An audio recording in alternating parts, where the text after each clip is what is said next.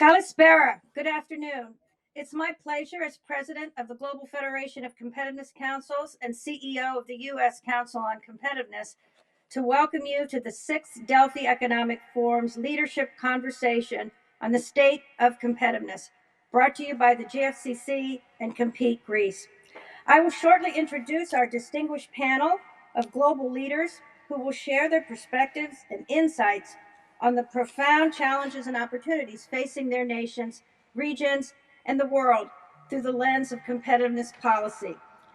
As we strive together to shape a new post-COVID era, embracing the 3 strategic pillars of innovation, sustainability, and resiliency.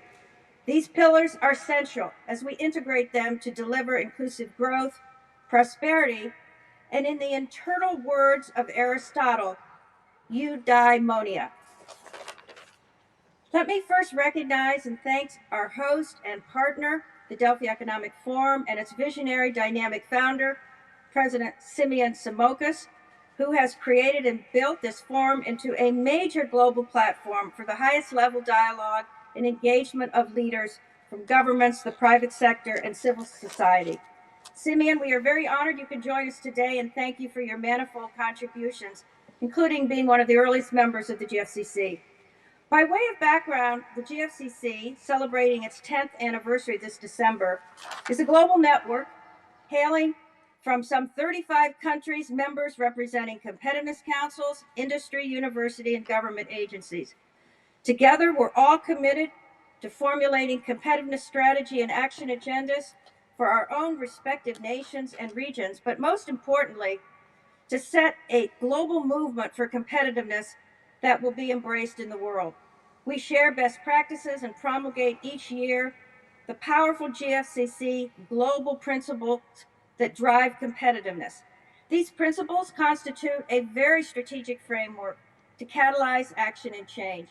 We are very honored that since the inception of the GFCC, our chairman has been Mr. Chad Holliday, the chairman of Royal Dutch Shell, former chairman of Bank of America, chairman and CEO of DuPont, president of the council, chairman of the Council on Competitiveness, and really a tremendous leader.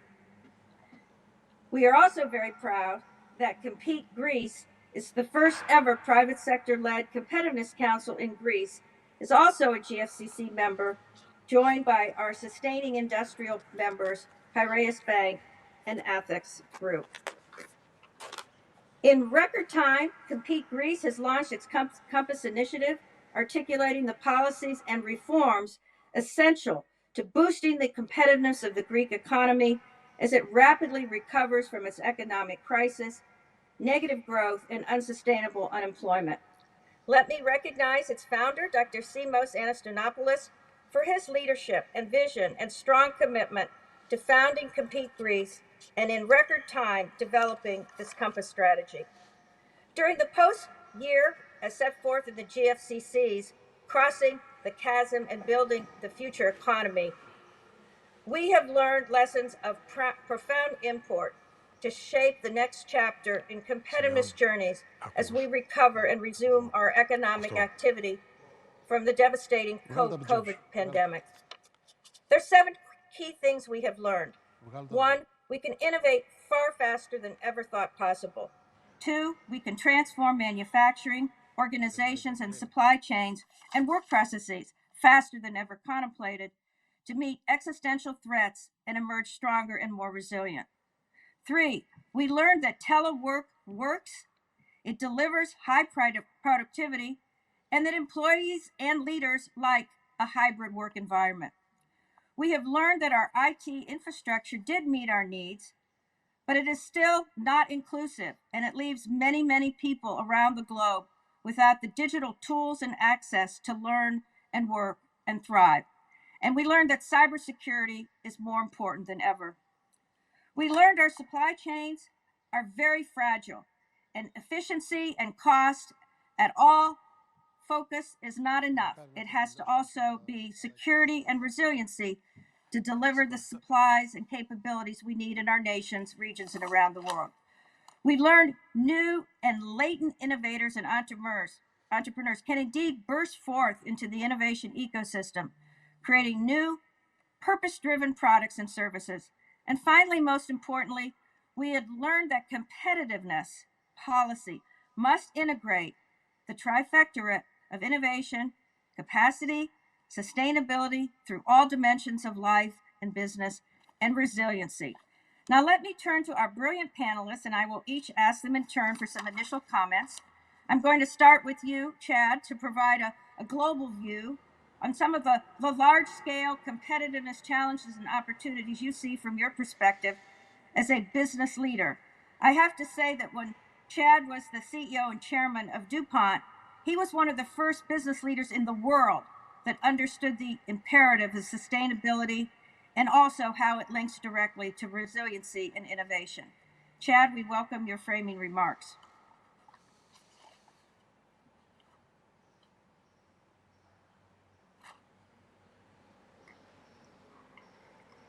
It's been a learning experience for all of us. So I'd like to highlight that and how I think it applies and relates to the 10 principles that we have in the Gfcc. It's amazing how quickly we have all adapted. And if I look at the fundamentals that seem to be driving us, it's a slogan: think local, resource global. Think local, resource global. Obviously, we've had to resource materials and supplies globally. We could not make them all locally. Obviously, we resourced the vaccine globally, but it's the organizations that could think local and find out what did they need to bring their people together to do the right masking, to do the right vaccination process, to operate their hospitals in a different way is what's critically important. I was studying one hospital where the emergency departments were greatly taxed. They found a way in 2 weeks to increase the capacity of an emergency department by 50%, reduce the wait time to pre-COVID levels, and be more effective in caring for patients.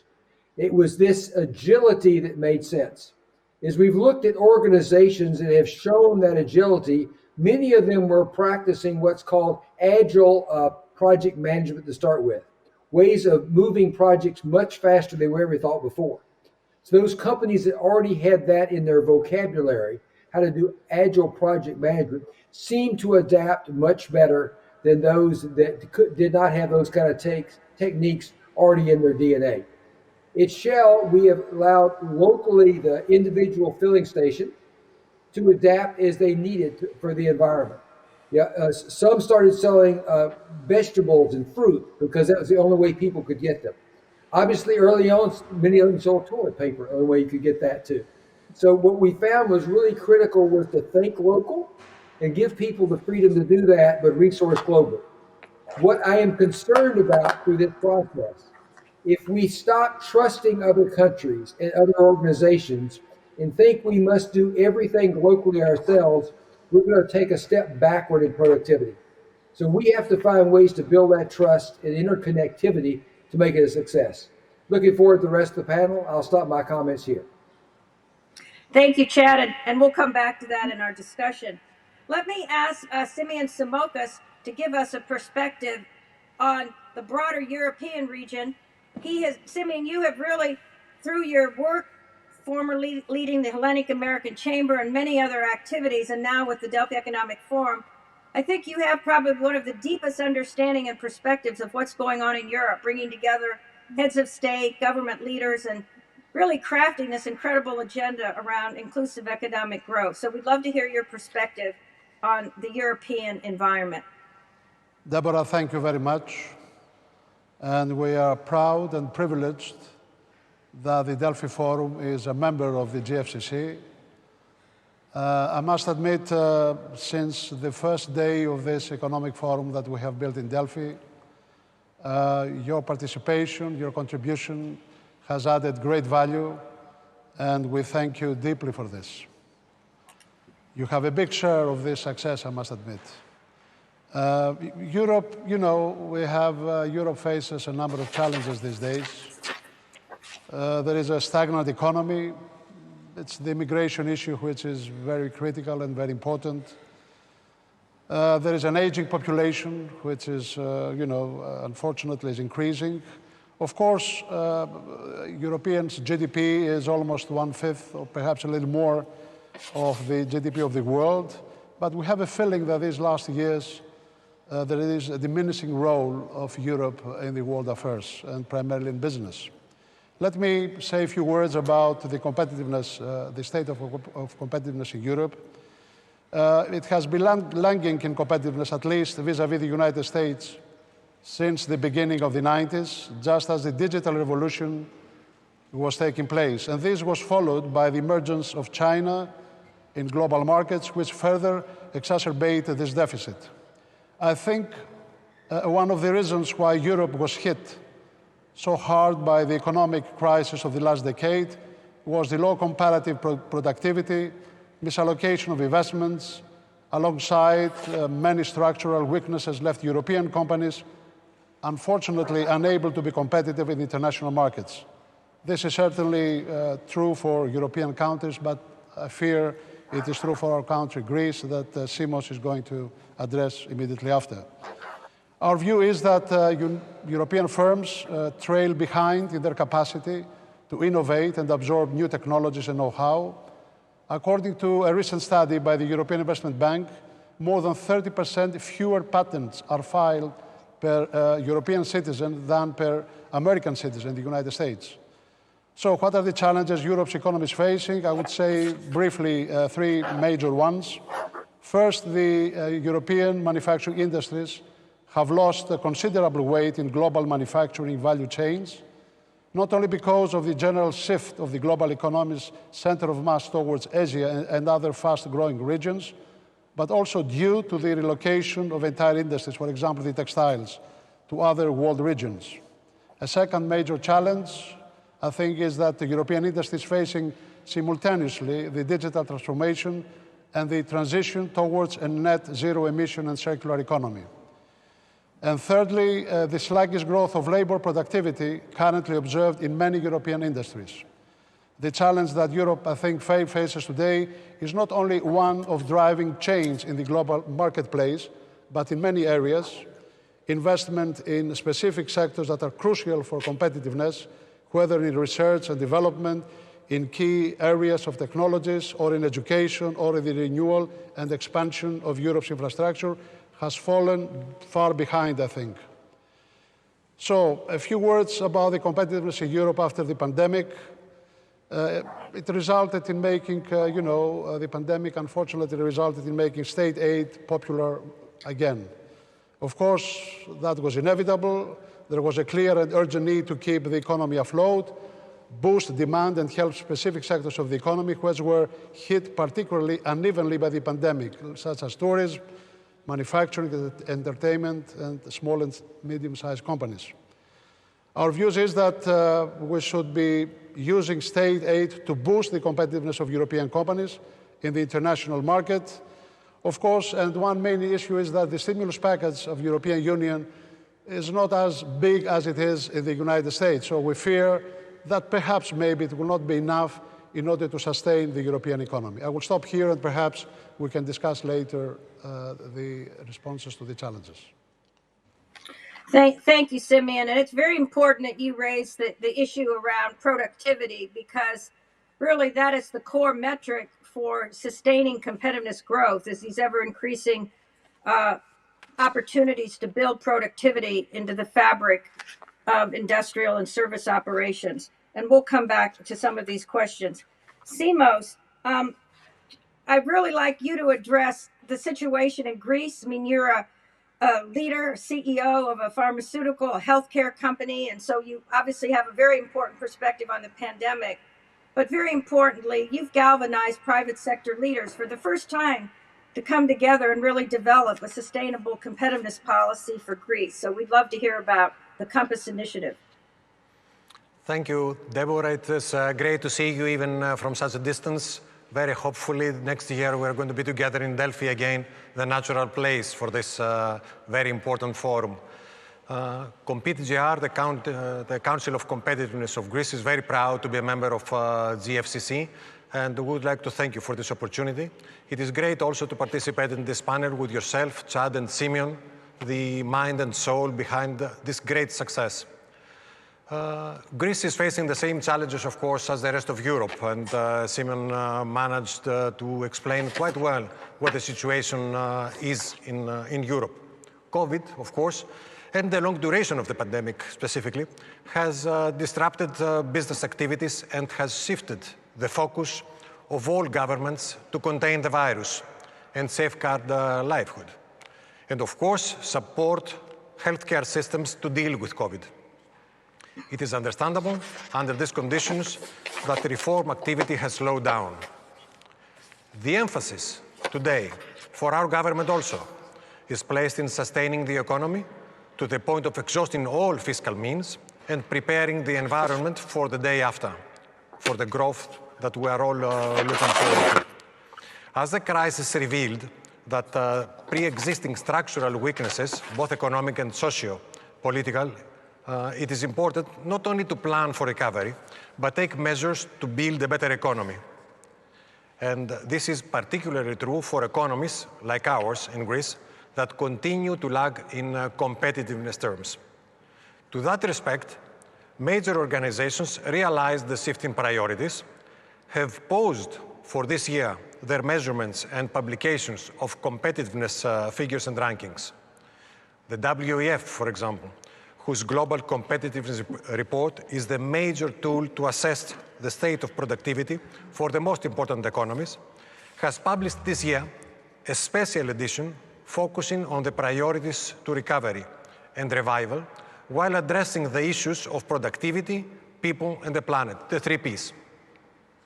The report addresses the readiness of 37 countries, fortunately Greece is included in this report, to transform their economies, recover quickly, and be able to provide sustainable growth. And these are the keys: growth quickly and sustainable growth. We, at the Council of Competitiveness of Greece, have followed a similar path for this year edition of Compass. Compass, of course, is our tool to assess the competitiveness level of the country, monitor trends and improvements in our economy, and prioritize the necessary actions to improve our productivity and the business environment. In short, and in aggregating the priorities that emerge from our analysis, this year, the Compass provides a call to action that we summarize in 3 initiatives that will support our position to gain in competitiveness and recover quicker. What are these 3 initiatives? First, focus on regional competitiveness rather than national. Second is align skills with jobs, especially the jobs that will be needed for the markets of tomorrow. Upskilling and reskilling are the 2 most important factors that we are going to need in order to recover quickly. And last, not least, to promote the business dimension of innovation. We need to shift the focus and the priorities of policy making from only tourism to increase tourism and increase the potential of manufacturing in Greece. And we need to produce competitive products that are going to be needed in the markets of tomorrow. And I will also stop here, make a pause, and wait for your question or elaborate on any of those that I talked before. Thank you, Simos. Well, I do want us to have some discussion about regional competitiveness. We've talked about, the global view of the GFCC and, of course, the region of Europe and the European Union and other parts of Europe who are not yet in that region, and then Greece. And in the United States, I share that perspective of the great regional challenges we have as well. So looking at competitiveness regionally is very much a strategic, forward-thinking mindset. And so how we advance that is going to be really a challenge and a huge opportunity. Chad, how do you really see the world emerging from the pandemic in terms of the positive side of potentially unleashing a new era of innovation and productivity growth and really beginning to solve some of these problems that emerge that we've kind of hidden under the carpet for a long time? Well, Deborah, I think it's just exactly the right question, what we need to be focusing on now. What we have seen, as I said in my opening remarks, is this agility to move much faster than we ever have before. And those organizations that can do it have really risen from this. What we found at Shell, because the pandemic hit us first in China, and we still had to have our retail stations out there supplying the customers. And we took the models that were developed there and we moved it to the next country that was hit, country after country after country, came all the way around to China again. What we found is there were a lot of learnings from every one of these moves. And if we were quick enough to learn from it, it could be very helpful. So what we've seen, our learning curve was so much faster during the pandemic than it had ever been before. So we're looking to say, how can we bottle that? How can we continue to use it for our other problems? Now, the other massive problem that the world is facing is global warming and the climate change that comes from that global warming. The only way we're going to solve that effectively and reduce greenhouse gases fast enough to avoid the worst impacts of climate change is work together, learn from each other. And we believe that what we've learned from the pandemic can be applied to climate change and other issues. A critical thing about this regional competitiveness that you started with is trust among countries, though. If we cannot learn to trust each other, so we have mutual dependence on each other, we will not be able to reach the goals that we need to have. Let me stop there. Thank you. You know, you mentioned, of course, the imperative to deal with climate change and sustainability writ large. Do you think this is really now so much part of competitiveness that we really need to almost think of defining competitiveness beyond the productivity, but to include the sustainability imperative as almost part of the fabric of even thinking of competitiveness policy? Deborah, I do, and I do for one reason. It's the young people that have many decades ahead of them and are thinking about what they want to do with their lives, what they want to do with their careers. They care about a sustainable world. And I find that's the one common theme around the world, whether it's in Sierra Leone or it's in New York City. You know, people still care about those fundamental issues like they never have before. They understand what we're doing to this planet. We're just using too many resources. So I think that's why it will be impossible to have the discussion without thinking about the long-term impacts. The idea of short-term gain with destroying the planet in the process just will not be acceptable going forward. The quicker every country and company accepts that, the better off they'll be. Thank you. You know, Simeon, when you outlined some of the key structural challenges in Europe in terms of productivity and the manufacturing, et cetera, as well as issues around the loss of strategic industries, with the huge investments now that the EU is putting together in their next innovation framework plan, billions and billions of dollars, coupled to the resources of the European Reconstruction Bank and development banks, it's almost as if the EU really has the tools of a sovereign wealth fund. And, you know, if you were in the mix of that, what do you think would be some of the pan-European investments that they could I must admit, really yes, double down on to change the trajectory of growth and prosperity in Europe? I must admit we are optimistic.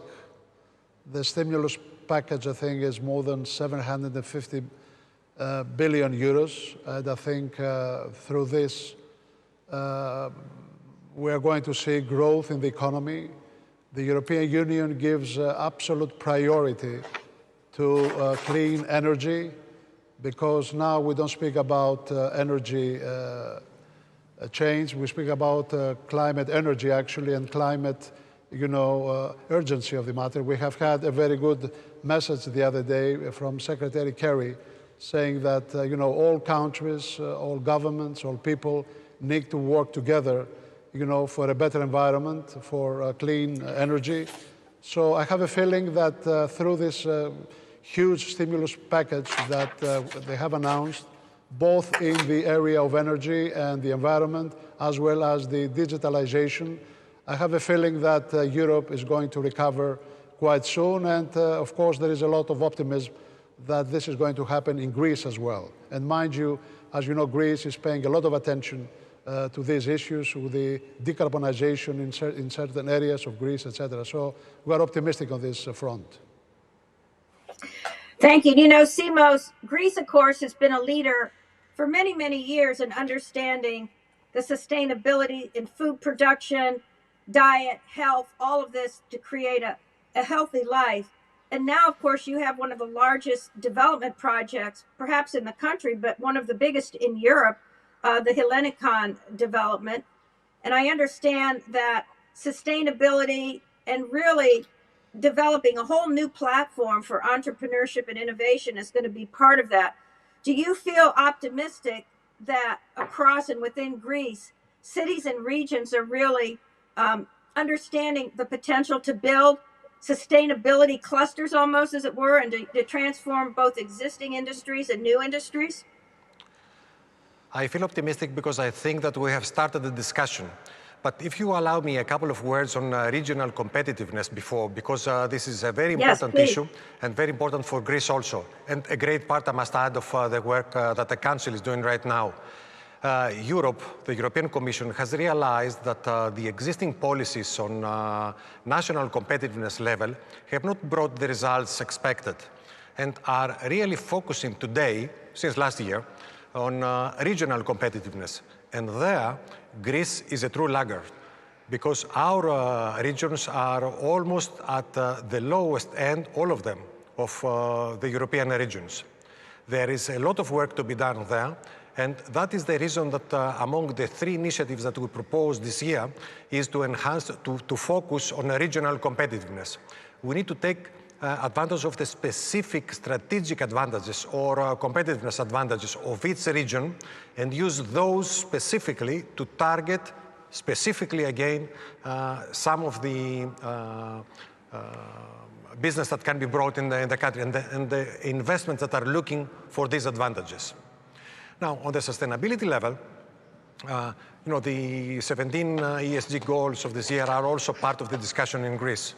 We are also working on them, and we have started the discussion. Sustainability, especially for tourism in Greece, is a very important issue. Only yesterday we had a discussion, a public discussion, for tourism or philoxenia. And the difference between the two is exactly sustainability. How can you use tourism, which is, you know, the locomotive of Greek GDP, to mobilize other parts of the economy and create a sustainable growth for all industries, primarily tourism, but that will drive all the other industries, agriculture, agrotechnology, culture, and everything that is associated with tourism.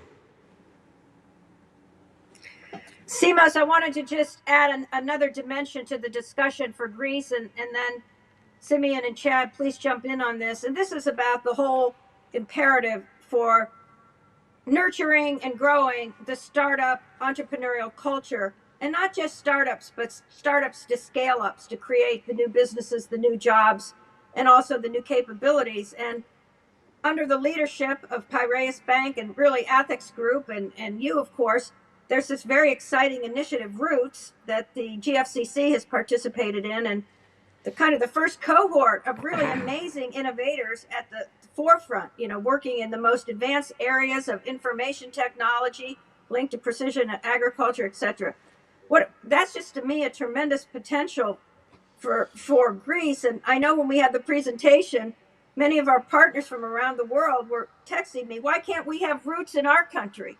So I think you're creating a new model there.